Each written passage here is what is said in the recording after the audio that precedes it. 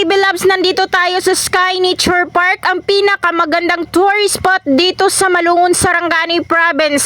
Kaya kung sino pang hindi nakakapunta dito, ito yung pinakamagandang lugar to celebrate for any occasion. Kaya let's go! Samahan niyo ko mag-ikot-ikot dito sa loob ng Sky Nature Park. So, nandito pa lang tayo sa pinakataas na hagdanan dito sa Sky Nature. Ito yung hagdanan na to, papunta pa lang to sa pinakadulo, guys. So, ayan, ganito kaganda ang Sky Nature Park pala, guys, no? So, first time ko pa lang din dito, guys. So, makikita natin kung gaano kaganda dito sa loob, guys. So, ayan, may mga cottage pa dun. Ito nga pala yung driver ko kanina, bahay ko lang din. So, shout out sa iyo, Milmil Agbas. So, guys, pupunta tayo doon sa itaas. Ito yung mga cottages, guys. 850 per cottage. So, ayan, pupunta tayo sa number 9 na cottage. Yun yung binabayaran namin. Puntahan ko lang yung mga kasamahan ko dito. So, ayan si Papa, si Lula, si Mama, at si Brother. So, guys, nakalimutan ko pang ipakilala sa inyo. Ito pala yung heartthrob ko na bumihag ng puso ko. So, let's go mga ka-baby love. Samahan niyo pa ako mag-ikot-ikot dito. So, let's start sa mga pambata na swimming pool. Kung may balak kayong magdala ng mga bata, I'm sure ma-enjoy sila dito, guys. May slide din sila.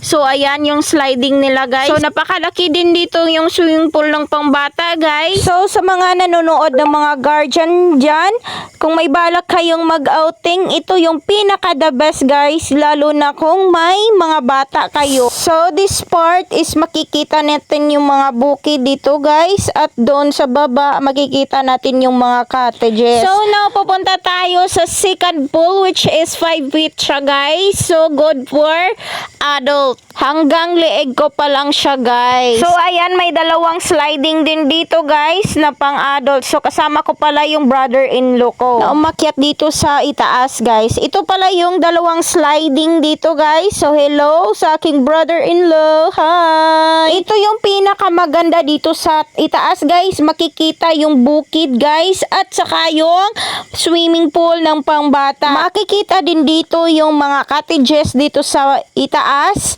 So, ayan yung mga cottages sa baba, guys. Napakadami. So, bababa na ako, guys, at pupunta na tayo doon sa third pool. So, let's go! Kapag pupunta ka ng third floor, makikita mo itong mga rooms. Dito nakalagay yung mga unan, kumot, at saka tuwalya na pwede mong pagrentahan. Pwede din magrenta ng mga rooms dito kapag gusto nyo mag-overnight. So, mga ka-baby loves, nandito na tayo sa third pool. So, ayan.